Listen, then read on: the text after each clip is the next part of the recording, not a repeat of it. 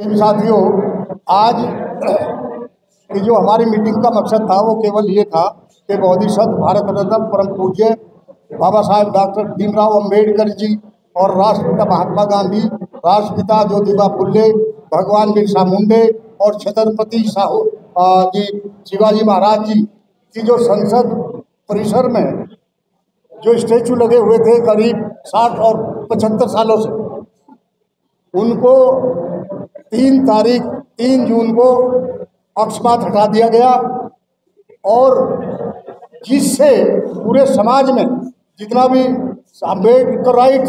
अम्बेडकरवादी लोग हैं, समाज है, उनमें पूरे देश में एक बहुत ही रोष व्याप्त है।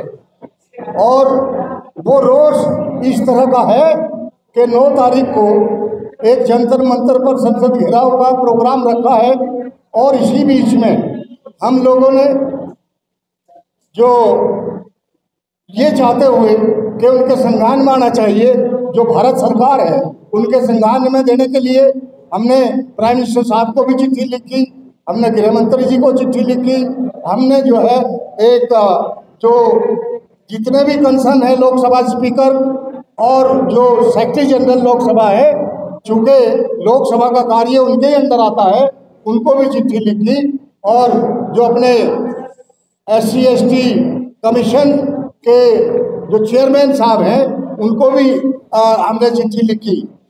श्री किरण रिजिजू जो आज पार्लियामेंट्री अफेयर का काम देख रहे हैं, उनको भी चिट्ठी लिखी और समय मांगा। मैं सोच रहा हूँ कि सभी जो सब श्रद्धेय साथी हैं, अर्जुन मेघवाल साहब से जो हमारे कानून मंत्री हैं, उनसे भी मिलने का समय लिया।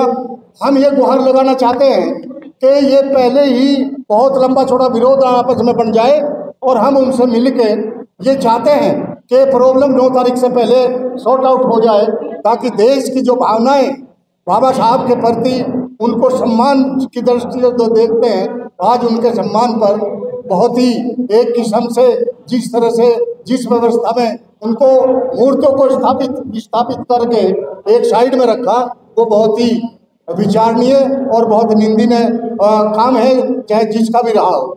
साथियों, हम पूरा भारत के लोग जितने भी अम्बेडकराइट साथी हैं और नॉट ओनली अम्बेडकराइट, जो SC ST OBC समाज है, उन सब में एक रोष व्याप्त है कि हुआ तो हुआ क्या।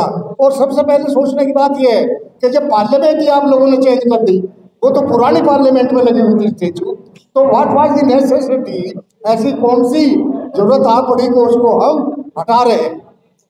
और कुछ लोगों का ये भी सोचना था कि शायद इसलिए हटाई कि हो सकता कि ये जो है नई पार्लियामेंट में उनको स्थापित करें, लेकिन आज 3 महीने हो गए, ऐसा कोई गवर्नमेंट की तरफ से कोई ऐसा स्टेटमेंट नहीं आया।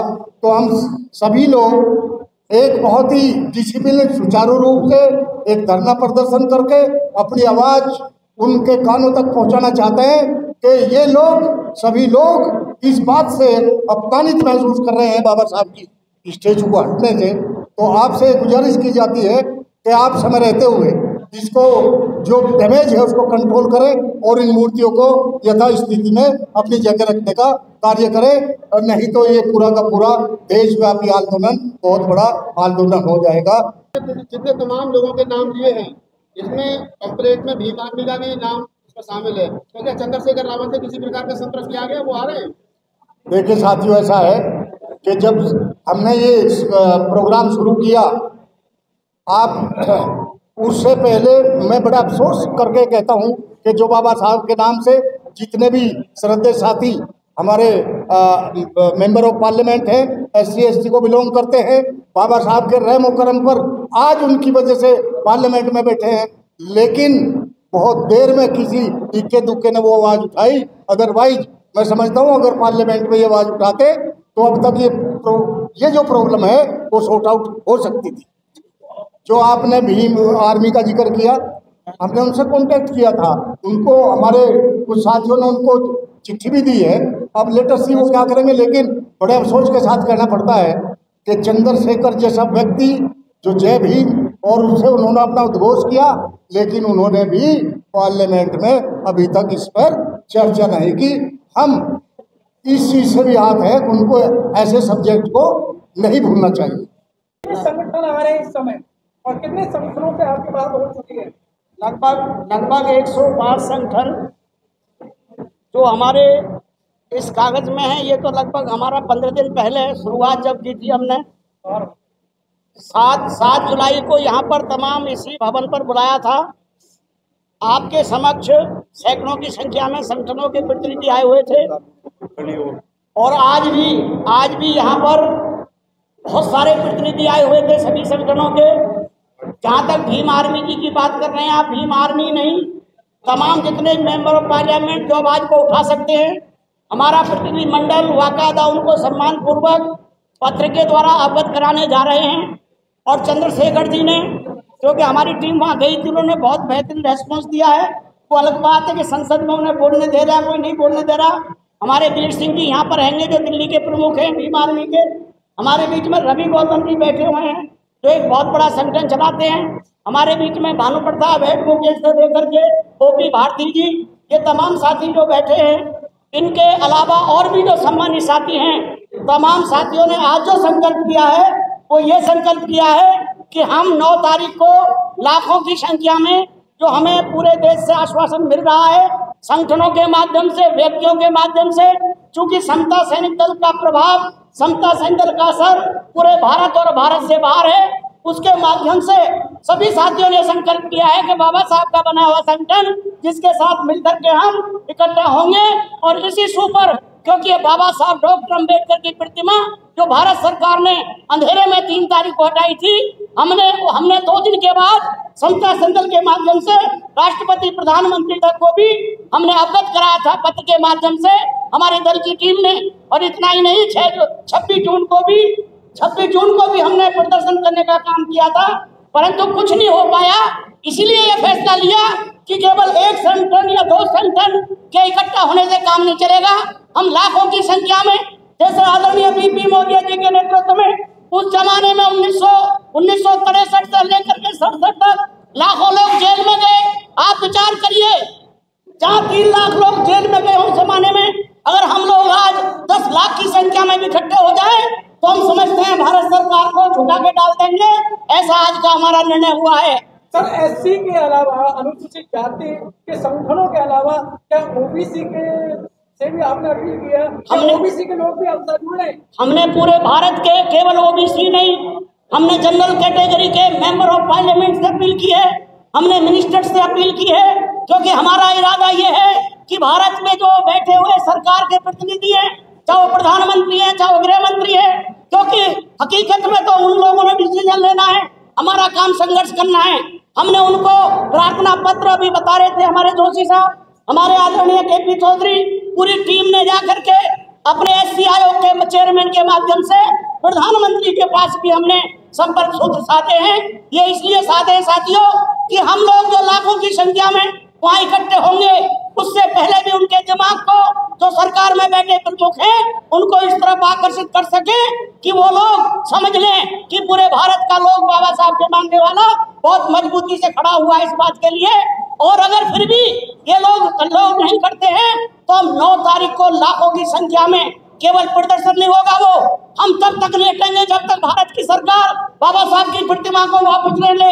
आज हमने ये भी निर्णय लिया है, मेरा स्वयं का निर्णय है कि हमारी अगर मौत भी होती है, हमारी जान भी जाती है, क्योंकि 1966 में जब हमारे बुजुर्ग शहीद हो सकते हैं बाबा साहब की प्रतिमा लगाने के लिए, तो ये जो निकम्मी सरकार ने हटाने का काम किया है, दोबारा लगाने के लिए हमारी जान भी जाएगी, तो पीछे हटने वाले नहीं है। उसमें प्रकाश चंद जी ने फैसला किया है, मैंने फैसला किया है, क्योंकि हम 70 साल के हो गए, बहुत सारे जी लिए हैं, सैकड़ों हमारे साथी ऐसे हैं जिनका ये संकल्प है कि हम 9 तारीख के लिए हर मजबूती के साथ में सरकार से इस बाबा साहब की प्रतिमा को लगवाने के लिए ताकत के साथ काम करेंगे। कितने लोगों से अभी तक आप मिले हो, चार मेहरबान हो, किरण रिजिजू हो, क्या रेस्पॉन्स दिया उन्होंने?